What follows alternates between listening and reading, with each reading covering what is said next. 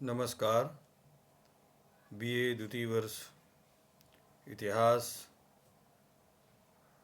पढ़ने वाले छात्र छात्राओं का राजस्थान के इतिहास के सर्वेक्षण प्रश्न पत्र की इस डिजिटल क्लास में स्वागत है। जैसा कि आपको पता है कि इस लॉकडाउन से पहले आपकी क्लास को कोविड-19 की इस सेकेंड स्ट्रेन के चलते स्थगित कर दिया गया था। इसलिए इस ऑनलाइन मोड में इसको सहारा लेना डिजिटल क्लास का हमारी मजबूरी हो गया है। तो आज की इस क्लास में राजस्थान में आर्य समाज के प्रभाव पर बातचीत करें। उससे पूर्व जो छात्र छात्राएं कक्षा में नहीं आ पाए हैं, महाविद्यालय में आपकी कक्षा जो चल रही थी उसमें हमने परीक्षा को ध्यान में रखते हुए 404 अति लघु उत्तरीय प्रश्नों को लिखवाया था। और जिन विद्यार्थियों ने अब तक उन प्रश्न पत्रों को नहीं लिखा है वे अपने साथियों से संपर्क कर ये गृह कार्य पूरा करें, ताकि न सिर्फ बीए द्वितीय वर्ष की परीक्षा बल्कि अन्य जो भी प्रतियोगी परीक्षा आप देते हैं उसमें भी राजस्थान के सामान्य ज्ञान के अंतर्गत जो प्रश्न आते हैं वो आप हल कर सकें और उनके बारे में आपको सही जानकारी हो।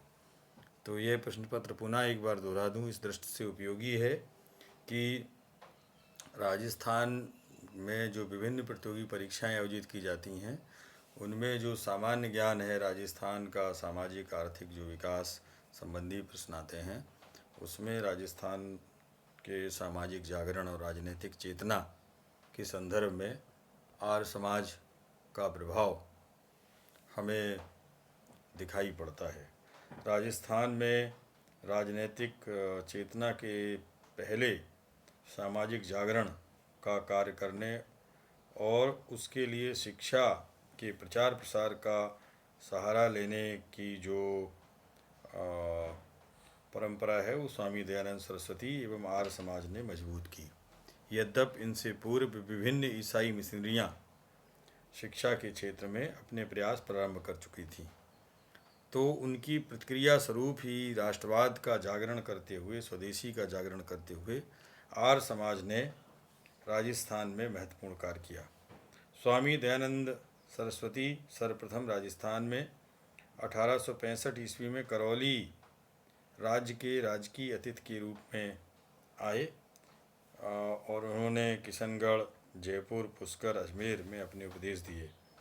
स्वामी जी का राजस्थान में जो आगमन है वो समय समय पर होता रहा।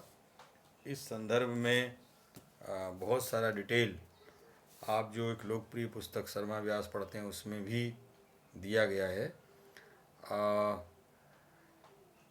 जयपुर में स्वामी जी ने कई पंडितों से शास्त्रार्थ किया तथा वैदिक धर्म की श्रेष्ठता प्रतिपादित की, स्थापित की। स्वामी जी के उपदेशों का प्रभाव अशरोल ठाकुर रणजीत सिंह पर भी पड़ा और उन्होंने मूर्ति पूजा और मदिरापान जैसी कुरीतियों को त्याग दिया। उस समय जयपुर में शैव और वैष्णव धर्म विवाद चल रहा था। स्वामी जी ने वैष्णव धर्म का खंडन कर शैव मत का समर्थन किया। जयपुर के महाराजा राम सिंह ने भी शैव धर्म ग्रहण कर लिया। लेकिन हरबिलास शारदा ने लिखा है कि दयानंद ने कभी भी शिवलिंग की पूजा नहीं की। जब स्वामी दयानंद स्वयं मूर्ति पूजा के कट्टर विरोधी थे तब वे शिवलिंग की पूजा कैसे कर सकते थे।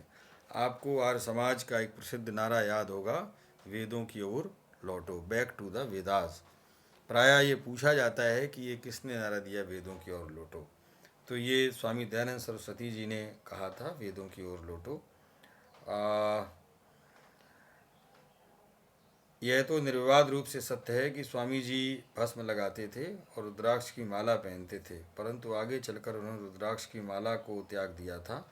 संभव है जयपुर के महाराजा राम सिंह जो शैव मतावलंबी थे तथा वहाँ शैव धर्म प्रबल था, उस समय के वातावरण को देखते हुए स्वामी जी ने शैव मत को मान लिया हो कि शैव धर्म वेदों में के प्रतिकूल नहीं है।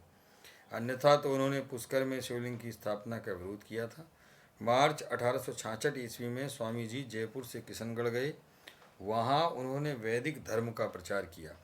तत्पश्चात वे अजमेर होते हुए पुष्कर गए। पुष्कर में उन्होंने मूर्ति पूजा तथा वैष्णव मत का खंडन कर एकेश्वरवाद की भावना पर बल दिया। पुष्कर में ब्रह्मा जी के मंदिर के पुजारी पर तो स्वामी जी के उपदेशों का इतना गहरा प्रभाव पड़ा कि उसने मूर्ति पूजा का ही परित्याग कर दिया। नवंबर 1866 ईस्वी में स्वामी जी किशनगढ़ व जयपुर होते हुए आगरा, काशी, प्रयाग, मिर्जापुर, कलकत्ता आदि स्थानों पर धर्म प्रचार करते हुए बम्बई पहुँचे। बम्बई में आर्य समाज की स्थापना करने के बाद 6 नवंबर 1878 ईस्वी को जयपुर पहुँचे। 7 नवंबर को वे अजमेर होते हुए पुष्कर चले गए। पुष्कर में मसूदा नरेश स्वामी जी के उपदेशों से इतना प्रभावित हुए कि वे स्वामी जी के परम भक्त बन गए। मार्च 1881 ईस्वी में स्वामी जी पुनः जयपुर आए और यहाँ उन्होंने वैदिक धर्म सभा की स्थापना की, जो कुछ समय बाद आर्य समाज के रूप में परिवर्तित हो गई। जयपुर से स्वामी जी अजमेर गए, जहाँ उनके पहुँचने के पूर्व ही उनके अनुयायियों ने 13 फरवरी 1881 ईस्वी को आर्य समाज की स्थापना कर ली थी। इस बार अजमेर प्रवास के दौरान उनका मुख्य उद्देश्य आर्य समाज की नींव को मजबूत करना था। जयपुर में ही उन्होंने अनेक भाषण दिए। सैकड़ों व्यक्ति उनका भाषण सुनने आते थे। स्वामी जी मुख्य रूप से मूर्ति पूजा का खंडन कर वैदिक धर्म की श्रेष्ठता सिद्ध करते थे तथा सामाजिक बुराइयां समाप्त करने का प्रबल आह्वान करते थे। अजमेर से स्वामी जी उदयपुर आए और उदयपुर के महाराणा सज्जन सिंह को धर्म और राजनीति का उपदेश दिया तथा वेश्याओं को दरबार में रखने से होने वाली बुराइयों से अवगत कराया। चित्तौड़गढ़ में स्वामी जी ने कहा था, चित्तौड़ एक ऐसा स्थान है जहाँ मनुष्य अपने धर्म एवं कर्तव्य के प्रति प्रोत्साहित होता है। वे चित्तौड़ को पवित्र स्थान मानते थे। महाराणा सज्जन सिंह ने उनका भव्य स्वागत किया।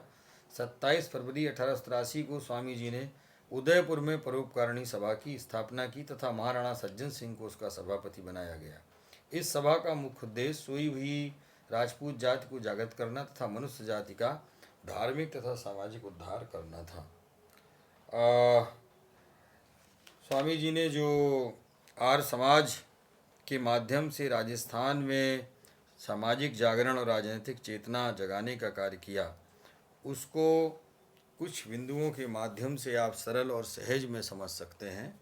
एक तो स्वामी जी ने जाति प्रथा का घोर विरोध किया और चांदकरण शारदा ने अपने लेखन में इस बात पर जोर दिया है कि किस प्रकार स्वामी जी ने भारतवर्षीय राजस्थानी नवजीवन मंडल अजमेर के द्वितीय अधिवेशन के अवसर पर जो जाति प्रथा थी उसका विरोध किया था और तार्किक रूप से भाषण दिया था। दूसरी बात, छुआछूत का विरोध किया, अस्पृश्यता का विरोध किया। अस्पृश्यता सामाजिक असमानता का वह नग्न दृश्य है जिसके आधार पर मनुष्य मात्र से दूरी बनाता है। और आर्य समाज ने अस्पृश्यता निवारण हेतु दलित वर्ग के उत्थान में विशेष रुचि ली और घोषणा की कि जन्म से सभी मनुष्य समान हैं, जो जैसा कर्म करता है वैसे ही वर्ण का अधिकारी हो जाता है। चांदकरण शारदा ने दलितोद्धार करने के उद्देश्य से दलितोद्धार नामक पुस्तक की रचना की, जिसके 3 संस्करण प्रकाशित हुए।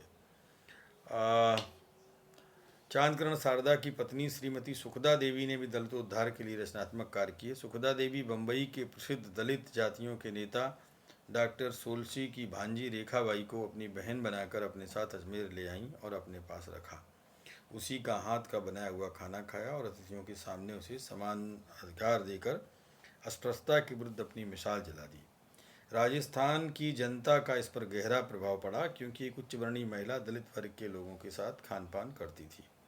अजमेर से प्रकाशित होने वाली आर्य पत्रिका ने कई अंकों में विभिन्न दलित जातियों का जो है उल्लेख कर और उनके साथ भोजन इत्यादि की घटनाओं को प्रकाशित कर समानता का संदेश दिया। बाल विवाह का विरोध भी आर्य समाज ने किया और जो प्रतिबंधक कानून बने उसमें सर प्रताप सिंह, जोधपुर के सर प्रताप सिंह ने 1885 में बाल विवाह प्रतिबंधक कानून बनाया। शाहपुर राज्य ने भी बाल विवाह निरोधक अधिनियम 1939 में पारित किया, जिसमें 18 वर्ष से कम उम्र के लड़के का शादी करना दंडनीय अपराध घोषित किया गया।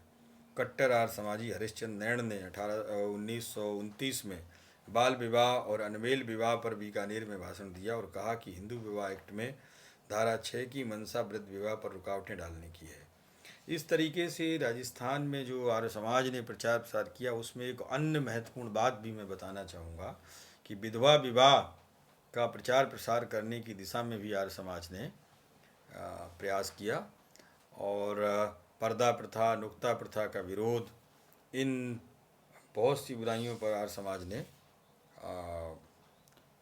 गंभीर चोट की और उनको समाप्त करने की दिशा में उल्लेखनीय कार्य किया। बांदीकुई आर्य समाज ने 4 जुलाई 1928 को श्रीमती मीराबाई ब्राह्मणी, जो बाल विधवा थीं, का पुनर्विवाह पंडित राम गोपाल शर्मा के साथ संपन्न करवाया। इसी प्रकार अन्य कई जगह जो बाल विवाह हुए उनकी खबरें जो आर्य समाज की पत्रिका थी आर्य मार्तंड, उसमें प्रकाशित होती रहती थी। यहाँ समयाभाव के कारण हम बहुत सी बातों का उल्लेख नहीं कर पा रहे हैं। समाजता प्रोफेसर MS जैन के शब्दों में ये मैं कहना चाहूँगा कि आर्य समाज का राजस्थान में आगमन परंपरागत सामाजिक ढांचे को झकझोरने वाला सिद्ध हुआ। पिछली शताब्दियों में धर्म सुधार आंदोलनों की अपेक्षा इसकी भूमिका भिन्न थी। आपने आर्य समाज को पढ़ा होगा किताब में, और आपको मैंने इससे संबंधित लघु प्रश्नावली, लघु उत्तरीय प्रश्न लिखवाए हुए हैं। तो यदि आपको कोई इस व्याख्यान से संबंधित जिज्ञासा है, प्रश्न है, तो कमेंट बॉक्स में अपना कमेंट अवश्य लिखें।